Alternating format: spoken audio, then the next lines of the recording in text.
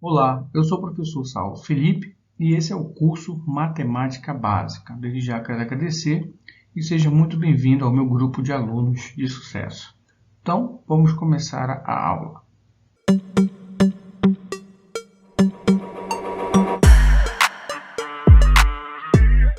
Bom, os números inteiros, eles são divididos em números negativos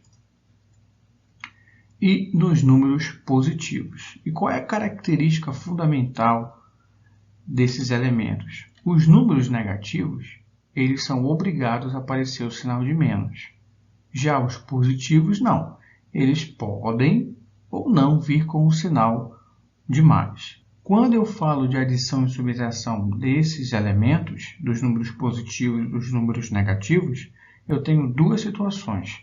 Eu posso ter números com sinais iguais e eu posso ter números com sinais diferentes. Então, para cada situação, eu vou ter uma maneira diferente de resolver. Vamos para os exemplos. Sinais iguais. Quando eu tenho sinais iguais, a gente repete o sinal e soma os números. Olha só, aqui eu tenho menos 14 e menos 3. O que eles têm em comum? O sinal. Tá? O sinal é o mesmo para os dois. Então, o primeiro passo é você repetir esse sinal. Por quê? Porque eles são iguais. Então, eu repito o sinal.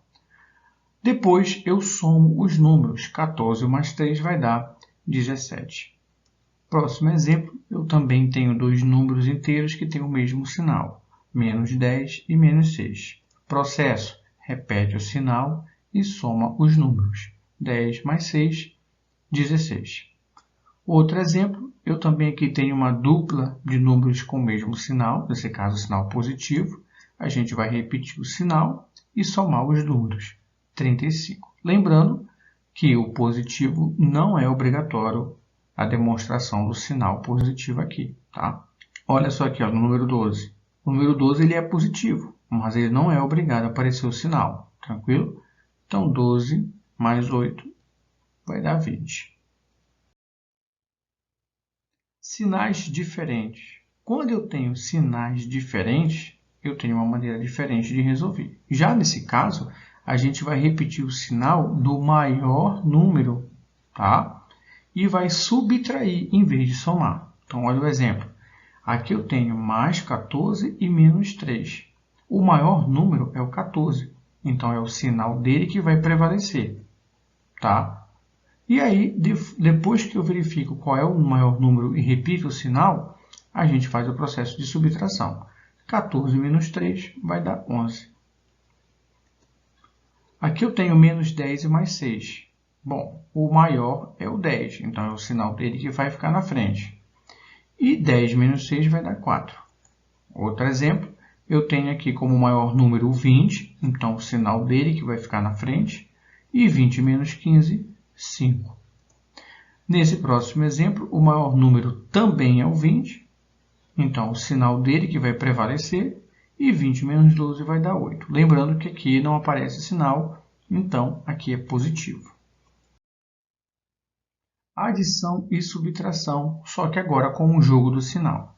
O que acontece nesse caso? Eu também vou ter sinais iguais, eu também vou ter sinais diferentes. Só que, nesse momento, eu observo que aqui no centro eu tenho dois sinais. Aí entra a regra do jogo do sinal. E a regra diz o seguinte, pessoal. Mais com mais vai dar mais. Menos com menos vai dar mais. Mais com menos vai dar menos. E menos com mais vai dar menos. Traduzindo, quando eu tenho sinais iguais, o resultado sempre vai ser positivo. Quando eu tenho sinais diferentes, o resultado vai ser negativo. Então, eu vou fazer o jogo de sinal com os sinais que estão um do lado do outro. Ó. Mais, menos. Aqui, ó, mais com mais. Aqui, menos com mais. E, por último, menos com menos. Então, toda vez que eu trabalho com esses sinais, tá? Que eu faço a inclusão desses sinais, eu tenho um resultado obtido para o próprio sinal.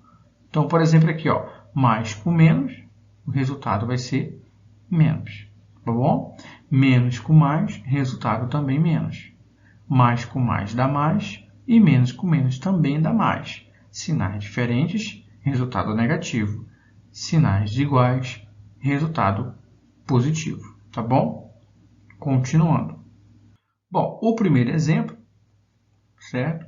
Eu observo que eu tenho dois sinais aqui no centro, então vou ter que fazer o jogo de sinal. Mas primeiro eu repito o primeiro elemento, que no caso é o menos 14. Por quê? Porque não tem sinal aqui para eu trabalhar o jogo do sinal. Então eu vou repetir o primeiro, menos 14. Aqui no centro eu faço o jogo de sinal com o mais e o menos. Mais com menos vai dar menos. E repito o número 3. Feito isso, eu observo que eu tenho dois números com o mesmo sinal. Aí eu volto lá para o princípio, né, para a ideia inicial, que diz o seguinte, ó, quando eu tenho sinais iguais, repete-se o sinal e soma-se os números. Então, é isso que a gente vai fazer. Vamos repetir o sinal, que é o menos, e vamos somar os números. 14 mais 3, 17. Outro exemplo. Vamos repetir o primeiro elemento, que ele não vai trabalhar jogo de sinal. Vamos fazer o jogo de sinal aqui com esses sinais que estão no centro, um do ladinho do outro. Menos com menos vai dar mais. E repetir o elemento 3. Aqui eu já não tenho sinais iguais, eu tenho sinais diferentes. Então, outra propriedade. Sinais diferentes, repete o sinal do maior e subtrai os números. O maior é 14, então repete o sinal dele. Tá? E 14 menos 3 vai dar 11. Observa que o jogo do sinal ele é fundamental, certo, para você determinar o resultado. Mais um exemplo aqui. Eu vou repetir o primeiro elemento, o primeiro número. Tá? Não faço o jogo de sinal com o primeiro. Com o segundo eu faço o jogo de sinal. Mais com menos vai dar menos. Repete o número 5. E 15 menos 5, certo? Vai dar 10. Bom, segundo exemplo, eu repito o primeiro elemento, ou o primeiro número. Faço o jogo de sinal aqui no centro. Menos com mais vai dar menos. Repete o número 4. Observe que eu tenho sinais iguais, né? Aí tem aquela propriedade, essa aqui. Vou repetir o sinal e vou somar os números. 15 mais 4, 9. Multiplicação e divisão. Na multiplicação e na divisão, é obrigatório o jogo de sinal, tá? Ou seja, antes eu só fazia o jogo de sinal se eu tivesse parêntese, tá? Um sinal do lado do outro. Agora, eu sou obrigado a fazer o jogo de sinal. Por quê? Porque é multiplicação e divisão. Bom, e na multiplicação e na divisão, eu também vou ter sinais iguais, eu também vou ter sinais diferentes, tá? Mas a aplicação do jogo de sinal continua seguindo a mesma regra. Exemplo, vamos lá. Aqui, eu vi que é multiplicação. Mesmo não tendo um sinal do lado do outro, eu sei que é uma multiplicação. Então, obrigatoriamente, eu vou fazer o jogo de sinal. Menos com menos vai dar mais. E depois eu multiplico. 2 vezes 3, 6. Outro exemplo, ó. Menos com mais vai dar menos. 5 vezes 4, 20. Outro exemplo. Mais com menos vai dar menos. 3 vezes 4, 12. Outro exemplo. Menos com menos, mais. 4 vezes 6, 24. Outro exemplo. Menos. E aqui qual é o sinal? Mais, né? Lembrando que o mais não precisa aparecer. Menos com mais vai dar menos. E 4 vezes 2 vai dar 8. Mais exemplos agora. Só que agora com a divisão, tá? Mesmo processo. Viu multiplicação, viu divisão. É obrigatório o jogo de sinal. Menos com menos vai dar mais. 18 por 3 dá 6. Menos com mais vai dar menos. 8 por 4 vai dar 2. Aqui, ó. Mais com menos vai dar menos. 12 por 4 vai dar 3. Menos com menos vai dar mais. E 24 por 6 dá 4. Vamos lá. Potência. Potência tem essa estrutura, que é importante você saber essa estrutura, tá? A potência tem um expoente, certo? Que é o número que fica em cima. E ela tem uma base, que é o número que fica embaixo. Bom, na potência, o que você tem que tomar cuidado é quando a base for negativa. Então, eu tenho essa potência aqui de base negativa. Vamos resolver de maneira normal. Significa dizer que o menos 2 vai se repetir 5 vezes. Então, eu tenho isso aqui, ó. Menos 2, menos 2, menos 2, menos 2, menos 2. 5 vezes se repetindo. Se eu for resolver isso aqui pelo processo da multiplicação, que a gente já estudou, né, eu primeiro faço o jogo de sinal, porque na multiplicação é obrigatório o jogo de sinal. Então, menos com menos vai dar mais com menos vai dar menos com menos vai dar mais com menos vai dar menos. E efetuando a multiplicação, eu tenho o resultado 32. Certo? Outro exemplo aqui, ó. O menos 3 vai se repetir 4 vezes. Então, eu tenho isso aqui. Menos 3, menos 3, menos 3 e menos 3. Faço o jogo de sinal. Menos com menos vai dar mais com menos vai dar menos e menos com menos vai dar mais. Resolvendo o produto, eu tenho o resultado 81. Só que, claro, a ideia aqui é você observar que a matemática básica te dá um macete, te dá uma dica aqui nesse momento. Porque, ó, observa que o expoente, quando o expoente é ímpar, o resultado é negativo. Quando o expoente é par, o resultado é positivo. Então, é aqui que você tem que focar. Tá? Então, tá aqui as observações. Expoente ímpar, resultado negativo. Expoente par, resultado positivo. Continuando. Sem parêntese, eu posso ter uma potência sem parêntese. Quando eu tenho uma potência que a base não tem parêntese, significa dizer que esse sinal de menos ele não faz parte da base. Se ele não faz parte da base, quando eu resolver a potência, independentemente do resultado, esse resultado vai ser negativo. Então, não importa o expoente, pode ser par, pode ser ímpar, o resultado vai ser negativo, porque esse sinal de menos ele não faz parte da base. Tá?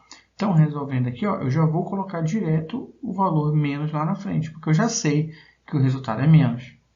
Tá? E aí, resolvendo essa potência, né, o 2 se repetindo 5 vezes, eu tenho o resultado menos 32. Olha aqui. Menos 3 elevado a 4. Esse menos ele não faz parte da potência, ele está fora. Então, eu já sei que ele vai aparecer lá no resultado final. Resolvendo a potência, eu encontro o resultado. Bem diferente do que a gente acabou de resolver no slide anterior. Quando o sinal negativo vem antes da base, o resultado é sempre negativo, tá? Foi o que a gente acabou de entender agora. Expoente negativo. Quando eu tenho expoente negativo, tá? A primeira coisa que você deve fazer é colocar o 1 aqui embaixo. Ó, vou colocar 1 aqui. Por quê? Porque quando eu tenho um expoente negativo, eu não posso resolver expoente negativo. Eu tenho que transformar esse expoente negativo para um expoente positivo. Tá? Para eu poder fazer isso, eu tenho que inverter essa base. E aí eu coloco o número 1 aqui embaixo para fazer o processo da inversão. E como é que fica invertendo? Assim, ó, o 1 que está aqui embaixo sobe e o 2 que está aqui em cima desce. Aí você pode perguntar, professor, mas colocar esse número 1 aqui é válido? Sim, porque olha, 2 dividido por 1 vai dar quanto? 2. Ou seja, não mudou nada quando eu coloquei esse 1 aqui. Tá? Muito bem, fez o processo da inversão, o expoente deixa de ser negativo e passa a ser positivo. E aí daqui eu posso resolver normal. Outro exemplo, ó, vou colocar um 1 lá embaixo, vou inverter a base e o expoente fica positivo. Então, viu expoente negativo, eu inverto a base e transformo o expoente em positivo. Outro exemplo aqui, ó, vamos lá, coloco o 1 lá embaixo, inverte a base, tá? Aqui eu vou só organizar, ó, o de cima é positivo, de baixo é negativo, mais com menos, menos. Nesse próximo exemplo, observa que o sinal de menos, que está aqui na frente, ele não faz parte da base como esse aqui, ó. Então, ele não vai acompanhar a potência, ele já vai ficar na frente do resultado. Tá? Vou colocar o 1 lá embaixo e já coloco o sinal de menos na frente, porque como ele não faz parte da base, ele não vai acompanhar a base. Inverte e torna o expoente positivo. Observações importantes. Ó. Todo número inteiro elevado a 1 é igual a ele mesmo. Tá? Então, todo número elevado a 1 vai ser igual a ele mesmo. Bem tranquila essa definição. Tá? Então, você tem que 3 elevado a 1, o resultado é ele mesmo, 3. Menos 3 elevado a 1, o resultado é ele mesmo, menos 3. Segundo, todo número inteiro elevado a 0 é igual a 1. Então, se eu tiver aqui 5 elevado a 0, o resultado é 1. E menos 5 elevado a 0, o resultado também é 1. Então, isso aqui é como se fosse uma lei dentro da matemática. Tá? Sempre vai acontecer isso nesses casos. Bom, radiciação. Primeiro é importante você conhecer a estrutura da radiciação, tá? A radiciação tem um índice, tem um radical, tem uma raiz e tem um radicando, tá? Então, cada parte dessa aqui é importante você conhecer, porque aí vai te facilitar na hora de compreender determinadas questões. Bom, mas para a gente que está estudando matemática básica, é importante a gente entender raiz de um número negativo, tá? Então, vamos dar uma olhada aqui na definição. Quando o índice, que é o número que está aqui, ó, tá? Em cima do radical. Quando o índice for par, não será possível encontrar a raiz de um número negativo. Porém, se o índice for ímpar, será perfeitamente possível. Olha só, eu tenho essa primeira raiz aqui. Será que eu consigo resolver se o radicando é negativo? Bom, eu olho aqui para o índice. Se o índice for par, eu já sei que eu não vou nem me bater, não te bate, que você não consegue resolver isso aí. Tranquilo? Bom, agora, se o índice for ímpar, aí eu posso resolver, tá? Um radicando negativo. Só que antes da gente resolver, vamos tentar entender como eu descubro uma raiz. Bom, qual é a raiz quadrada do 4? Ela é 2. Por quê? Porque 2 vezes 2 vai dar 4. E como é que eu sei que o 2 tem que se multiplicar 2 vezes? Pelo índice. Como o índice é 2, ele está dizendo que essa raiz ela se multiplica 2 vezes por ela mesma para dar o radicando. Tá? Outro exemplo aqui, ó. Raiz cúbica de 125 é 5. Por quê? Porque o 5 vai se multiplicar 3 vezes. Quem manda é o índice. Tranquilo? Então, nesse caso aqui específico, o número que se multiplicaria por ele mesmo 3 vezes seria o menos 2. Tá? Então, olha só. Menos 2 vezes menos 2 vezes menos 2. Menos com menos vai dar mais com menos vai dar menos. E multiplicando, o resultado é 8. Esse outro exemplo eu tenho aqui como resultado menos 3, pois, pelo mesmo procedimento, resolvendo essa multiplicação, eu encontro o resultado igual ao meu radicando. Números racionais. Aqui nós temos as nossas queridíssimas frações, né? Toda fração ela é composta pelo numerador, que é o número de cima, e o denominador, que é o número de baixo. E aí eu tenho a adição e subtração para as minhas frações. Só que, assim como os números inteiros, eu também tenho duas categorias para resolver. Eu tenho denominadores iguais e tenho denominadores diferentes. Cada um vou resolver com um processo diferente. Vamos lá? Denominadores iguais. Quando o denominador for igual, você vai repetir o número que está no denominador, ou seja, o número de baixo. E em cima você resolve a operação. 3 mais 1 e determina o resultado. Outro exemplo aqui, ó. O denominador é o mesmo aqui embaixo, ó, é o 6, então vou repetir. E em cima eu faço a operação, 5 menos 2, e o resultado é bem simples de se concluir. Próximo exemplo, aqui eu tenho 3 frações, mas o denominador é o mesmo, então eu vou repetir o denominador, tá? E vou fazer as operações em cima. E o resultado, 2 sobre 10. Continuando. Simplificar a fração. Simplificar é transformar a fração dada em uma fração chamada de fração irredutível, ou seja, que não dá mais para reduzir. Vamos pegar o exemplo do slide anterior. Eu tenho aqui 4 sobre 5. Será que eu consigo reduzir mais essa fração? Reduzir é você dividir o numerador e o denominador pelo mesmo número, tá? Que dê para dividir os dois ao mesmo tempo. Nesse caso aqui, eu não posso mais. Então, essa fração aqui já está simplificada, ou seja, o nome dela é fração irredutível, porque eu não posso mais reduzir. Mas vamos ver um outro exemplo aqui, ó. Eu tenho essa fração que ela tem um 3 no numerador e um 6 no denominador. Eu posso simplificar, eu posso dividir por número 3. 3 em cima, 3 embaixo. Fazendo a divisão, eu tenho esse resultado. 3 dividido por 3 vai dar 1, 6 dividido por 3 vai dar 2. Ah, tranquilo. Beleza. Só que essa fração nova, ela já está simplificada ao máximo. Não tenho mais como simplificar. Então, ela vai ser minha fração irredutível. Outro exemplo. Aqui eu posso simplificar por 2. 2 dividido por 2 vai dar 1. E 5 dividido por 2 vai dar... 10 dividido por 2 vai dar 5. Beleza. Aí eu tenho a minha fração irredutível. Comparação de fração. É quando duas frações são semelhantes. Então, comparar frações é eu analisar se essas frações são ou não semelhantes. Eu tenho aqui, por exemplo, ó, 3 sobre 6 e 1 sobre 2. Será que elas são semelhantes? Aí eu tenho uma técnica, uma estratégia para resolver. Eu vou multiplicar essa diagonal que está em verde e eu vou multiplicar essa diagonal que está em azul. Se os resultados dessas multiplicações forem o mesmo, então elas são semelhantes. E de fato são. Outro exemplo, vamos multiplicar a diagonal de verde e a diagonal azul. O resultado é 10. Então essas duas frações também são semelhantes. De maneira geral, eu posso dizer que essas frações são semelhantes quando na diagonal verde, que é chamado de extremos, né, for igual à diagonal azul, que é chamado de meios. Então, o produto dos extremos tem que ser igual ao produto dos meios. Tranquilo? Continuando. Denominadores diferentes. Quando eu tenho denominadores diferentes, tá? O primeiro passo é você simplificar, se der para simplificar. Observa que essa fração aqui eu não posso simplificar, porque ela já está no seu sistema irredutível. Não tem como diminuir mais do que isso. Mas a primeira eu posso. Eu posso simplificar por 2 em cima, por 2 embaixo. Simplificando, eu tenho esse resultado aqui, ó. 2 dividido por 2 vai dar 1, 6 dividido por 2 vai dar 3. E o segundo eu repito, tá? Muito bem, continuando.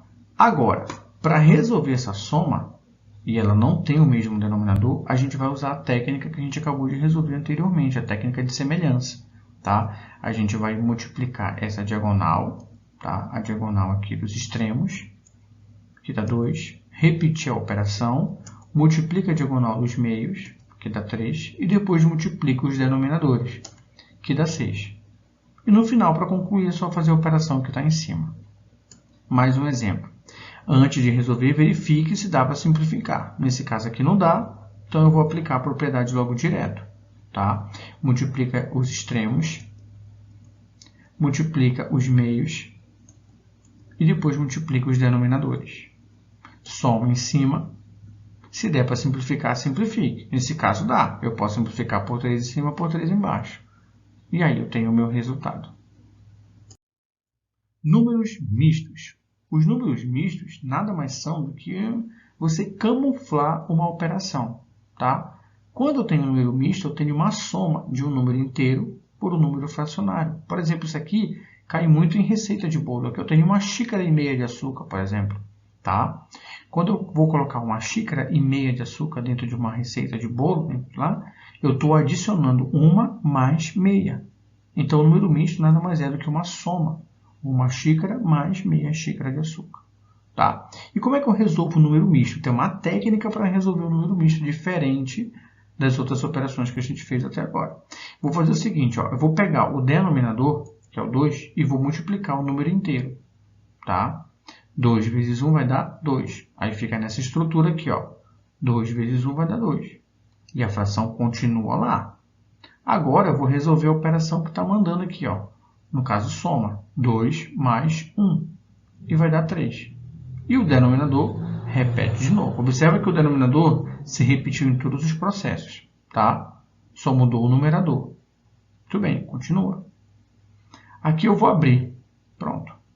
Multiplicou o denominador com o número inteiro. Tá? 3 vezes 5 vai dar 15. Depois efetua a operação de soma.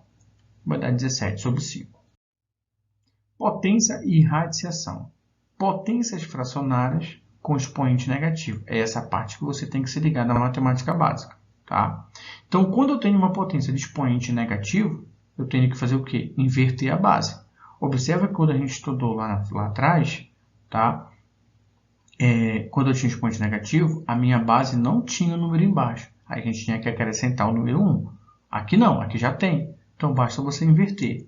Inverteu, o sinal do expoente fica positivo. Segundo exemplo, já tem uma fração, tem o número em cima e o número embaixo, vou inverter e o sinal do expoente fica positivo. E caso seja necessário, você resolve, tá bom? Resolvendo tranquilo, de boa, para não errar. Expressões numéricas. O que tem que ficar ligado nas expressões numéricas? A ordem de resolução. Para resolver uma expressão numérica, eu preciso seguir essa ordem aqui, senão não tem como você resolver. Primeiro, potência ou radiciação, depois multiplicação ou divisão, depois soma ou subtração. E aí é preciso tomar cuidado com o seguinte, essas expressões elas podem vir entre parênteses, entre colchetes ou entre chaves. Mas a ordem de resolução vai valer para as três opções, tá? Então, dentro do parêntese eu sigo essa ordem. Dentro do colchete eu também sigo essa ordem. E dentro de chaves eu também sigo essa ordem. Bom, onde é que aparece a expressão numérica e é onde a galera tem bastante dificuldade? É aqui na equação de segundo grau, quando eu tenho aqui o estudo do delta, tá? Quando você vai calcular o delta, você acaba enfrentando uma expressão numérica. Olha aqui a fórmula do delta. B ao quadrado menos 4 vezes o A vezes o C. Observa que aqui eu tenho uma potência, eu tenho uma subtração e eu tenho uma multiplicação. Exige aqui uma ordem de resolução, que as expressões numéricas nos dão essa condição de entender essa ordem. Tá? Eu vou colocar aqui alguns valores para o valor de A, B e C. Tá? A vale 3, B vale menos 7 e C vale 2. Vamos substituir aqui dentro da fórmula. Ó. No lugar do B eu coloquei o valor do B, que é menos 7. No lugar do A eu coloquei o valor do A, que é 3. E no lugar do C eu coloquei o valor do C, que é 2. Bom, então a primeira coisa que tem que fazer aqui é a potência. Tá? Depois a multiplicação e no final a subtração. Então olha como é que fica. 7 ao quadrado, 49. Multiplicou, deu 24. E resolvendo a subtração, o resultado é 25. Então tomem cuidado. Para quem já passou para a equação de segundo grau ou quem ainda vai chegar na equação de segundo grau, tem que tomar cuidado com a ordem de resolução. Tá bom? Bom, nessa expressão numérica, eu tenho parêntese. Então, eu vou resolver primeiro quem está dentro do parêntese. E dentro do parêntese, eu tenho uma multiplicação e uma subtração. Então, eu vou resolver primeiro a multiplicação. 13 vezes 8 vai dar 104. Repetir o menos 4.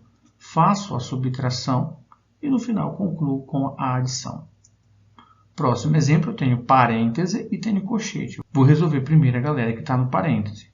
Então, vai ficar assim, ó. Dentro desse parênteses, eu tenho subtração e multiplicação. Nada de fazer 8 menos 4. Primeira divisão. 4 dividido por 2, deu 2. Agora sim eu vou fazer a subtração. Ó. 8 menos 2 vai dar 6. 7 mais 6 vai dar 13. E 13 mais 25, 38. Nesse caso aqui, eu tenho uma potência e eu tenho uma raiz. Eu posso resolver os dois logo ao mesmo tempo, porque os dois são os primeiros, né, na ordem de resolução. 2 ao cubo é a mesma coisa que 8. Repetiu 3, repetiu menos, e a raiz quadrada de 49 é 7. Aí eu fico com uma multiplicação e uma subtração. Primeiro a multiplicação, depois a subtração. 24 menos 7 dá 17. Próximo exemplo, também tenho potência, tenho raiz. Vou resolver logo a potência e a raiz. 3 ao quadrado vai dar 9, a raiz quadrada de 25 é 5, e o resto tudo eu repeti, tá bom? Agora eu vou resolver aqui dentro do parêntese. Repeti toda a galera que está fora e fiz 10 dividido por 2, que dá 5. Soma dentro do colchete, soma dentro das chaves, e o resultado final você vai multiplicar. Porcentagem. Porcentagem é uma fração onde o denominador é 100 e indica uma taxa, que representa uma variação em um determinado valor, que tem sua representação pelo símbolo matemático aqui. Tá? Eu tenho aqui, galera, que tomar muito cuidado com as transformações, tá? Porque porcentagem você vai transformar de porcentagem para fração ou de porcentagem para decimal. E vice-versa. Decimal pode ir para fração, decimal pode ir para porcentagem, a fração pode se voltar para porcentagem. Então, essas transformações é importante vocês saberem. Vamos lá. Eu tenho o número 25. 25 é um número natural, tá? Mas a partir do momento que eu acrescento nele o símbolo da porcentagem, ele deixa de ser 25 e ele passa a representar um outro valor, tá? Então, porcentagem não é esse valor. Porcentagem é a representação de um outro valor. Então, o primeiro passo é a gente saber transformar para fração. E é bem simples, porque a definição diz que a fração tem um denominador igual a 100. Tá? Então, você pega o 25, e divide por 100. Coloca o denominador centesimal. Tá? Bom, outro exemplo aqui, 30%. Ó. Então, vai ficar 30 sobre 100. Agora, eu posso transformar isso aqui mais ainda. Posso transformar a fração para número decimal. E aí tem um macetinho. Ó. Se eu tenho 2 zeros embaixo, eu vou ter, obrigatoriamente, 2 números depois da vírgula. Então, aqui eu tenho 0,25, 2 zeros, 2 números depois da vírgula. E nesse outro caso, eu tenho 0,30, 2 zeros, 2 números depois da vírgula. Cálculo da porcentagem.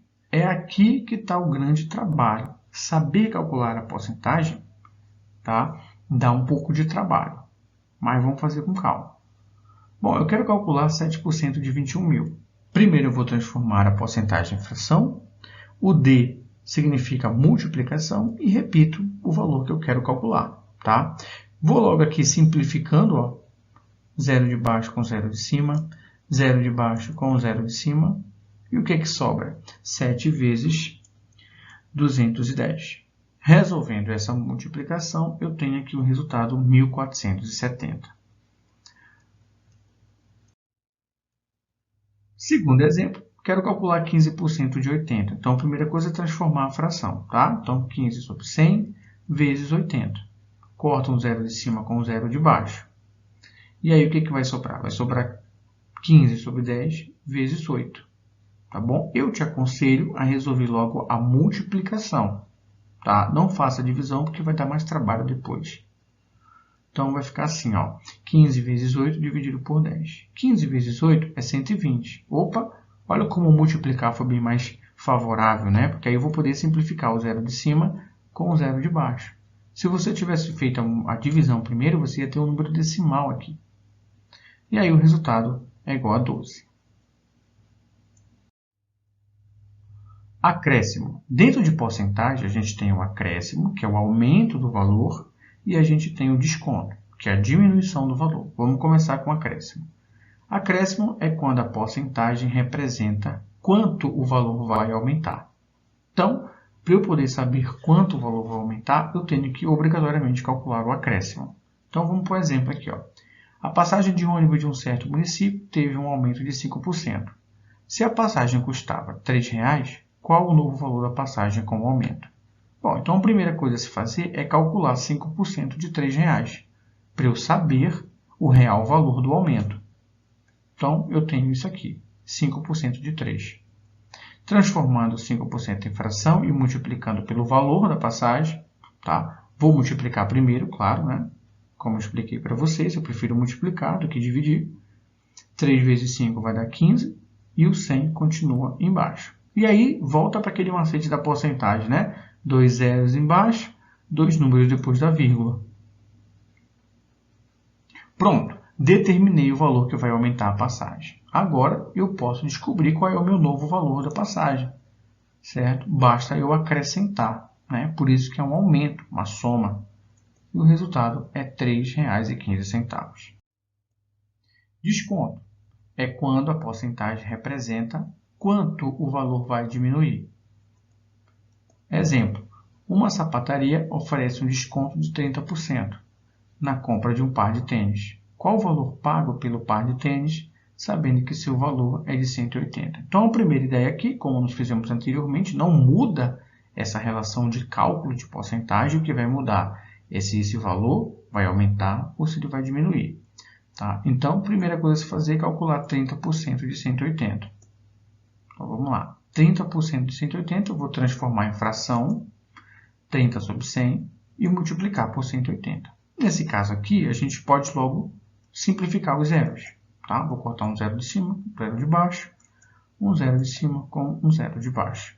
O que sobrou? Sobrou 3 vezes 18, e 3 vezes 18 é igual a 54, que é o valor do desconto que a gente está procurando.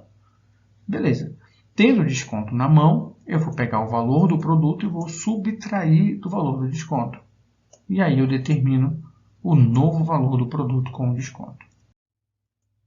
Bom, mas é muito importante não só saber calcular a porcentagem, mas saber como interpretar o processo. Tá? Isso vai facilitar muito você na hora de resolver alguns cálculos. Bom, O valor de um determinado produto sempre será representado em porcentagem por 100%. Aí vamos voltar no exemplo anterior lá, tá? A passagem custa R$ 3,00. Então, esse valor representa o 100%, tá? É o valor total do produto. Agora, quando eu pergunto qual é o novo valor da passagem, certo? Se eu quero saber o novo valor da passagem, eu sei que vai ter um aumento aí. Então, ele não vai ser mais só 100%. Ele vai ser 100% mais a porcentagem de aumento, ou seja, 100% mais 5%, que representa um total de 105%. Quando eu consigo entender esse processo, que isso aqui que representa o real valor da passagem, eu posso calcular direto, tá? O valor da passagem daqui, dessa porcentagem. E fica assim, ó. 105% de 3 vai ser 105 dividido por 100, multiplica 3. Vou fazer primeiro a multiplicação, 105 vezes 3 vai dar 315, e fazendo a divisão vai dar 3,15, justamente o valor que nós calculamos no primeiro exemplo. Observe que aqui foi mais direto. Eu automaticamente já descubro o valor sem fazer nenhum tipo de processo de adição, tá? Agora, tentando interpretar aqui a questão do tênis, tá? Então, o tênis custa R$ 180,00, é o valor total do produto, então é o meu 100%. Só que agora eu quero descobrir qual é o novo valor do tênis, sabendo que esse novo valor vai ter o quê? Um desconto. Ou seja, se ele vai ter um desconto, ele não vai ser mais 100% o valor do produto, ele vai ser menos. Mas menos quanto? Menos 30%. Então, esse valor deixa de ser 100%, ele passa a ser 70%. E aí eu posso calcular direto aqui com 70%. Olha como é que fica. 70% de 180 é a mesma coisa que 70 sobre 100, multiplica 180. Vou poder simplificar um zero de cima com um zero de baixo, tá? E um zero de cima com um zero de baixo. O que sobrou? Sobrou aqui 7 vezes 18, e 7 vezes 2 dá 126, justamente o novo valor, tá, do tênis com desconto. Então, quando você aplica a interpretação da porcentagem, o cálculo e a resposta são mais diretos. Razão e proporção. Razão é o quociente entre duas grandezas não nulas, que estabelece uma relação de comparação entre elas.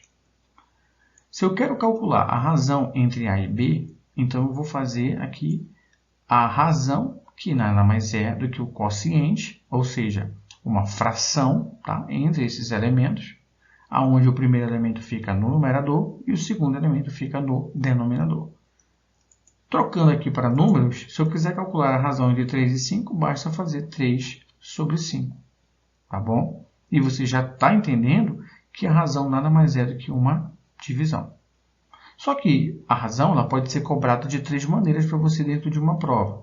A primeira maneira é dizendo que razão de A para B. A segunda é A está para B e A para B. Então, falar dessas 3 maneiras é representar por A sobre B, tá bom? Razão de A para B, está aqui a representação. A está para B, está aqui a representação. A para B, está aqui a representação. Beleza? E uma observação importante, a razão nada mais é do que uma divisão entre dois valores. Olha só o exemplo. Em uma prova com 15 questões, Saulo acertou 12. Calcule a razão, tá, que é a divisão, entre o número de acertos e o total de questões. Então, eu quero saber a razão, então é uma divisão, certo? Pelo número de acertos, pelo total de questões. Quantas questões o Saulo acertou? 12. E o total foram 15. Então, eu tenho essa razão aqui. Agora, uma coisa importante falar para você é que a razão ela só aceita como resposta uma fração irredutível, ou seja, a mais simples possível, aquela fração que eu não posso mais simplificar. E eu observo aqui que nessa fração eu posso simplificar. Tá? Então, quando você estiver calculando, né, a razão, e se for possível simplificar, simplifique, porque você não vai achar essa resposta. Então, simplificando aqui, eu vou simplificar por 3, tá bom? 12 por 3 vai dar 4 e 15 por 3 vai dar 5. Agora sim, essa fração é uma fração irredutível, tá? Então, a razão deve ser representada por uma fração irredutível. Essa resposta você vai achar. Proporção. Proporção é uma igualdade entre duas razões, ou seja, quando duas razões possuem o mesmo valor. Olha aqui o exemplo. Bom, essas duas razões são proporcionais, tá? Quando, aí volta para aquilo que nós falamos anteriormente, tá? Quando o produto dos extremos for igual ao produto dos meios.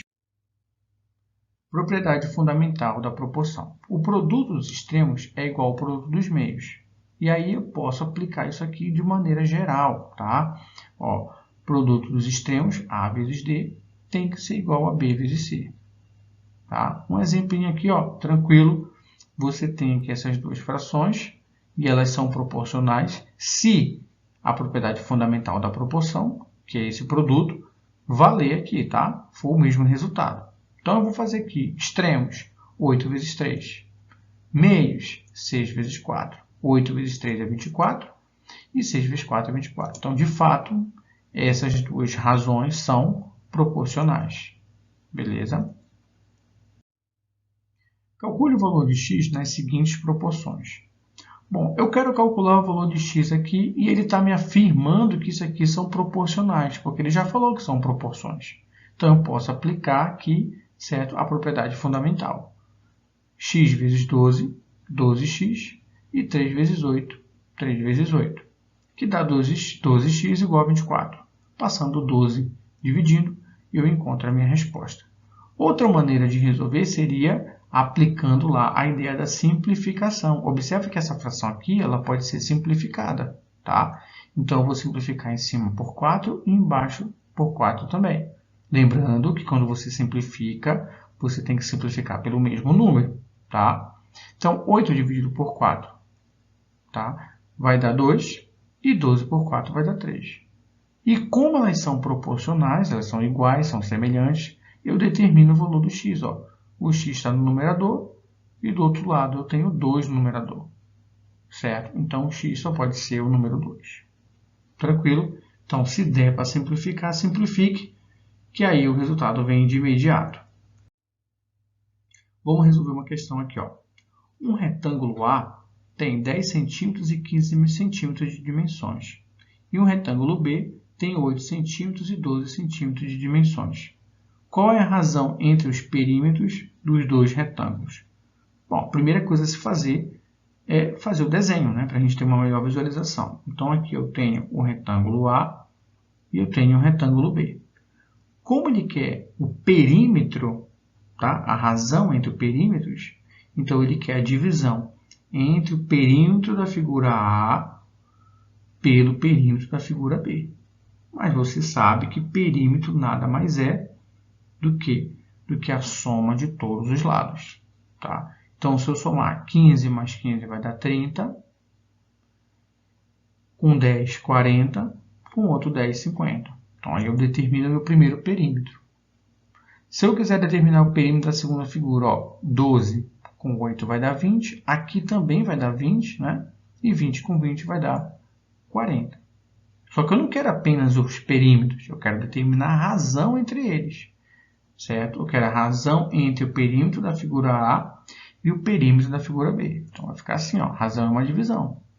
Substituindo os valores, eu tenho aqui, ó, perímetro da figura A, 50. Perímetro da figura B, 40. O que eu posso fazer aqui? Eu posso simplificar. Tá? Simplificando esse zero de cima com zero de baixo, eu tenho o resultado. 5 sobre 4. Tranquilo, pessoal? Bom, a gente encerra aqui, tá? O curso de matemática básica. Eu espero que você consiga absorver aqui o conhecimento, o conteúdo. E qualquer dúvida, é só deixar um comentário que eu tentarei responder a todos. Tá bom? Um forte abraço e até o próximo curso.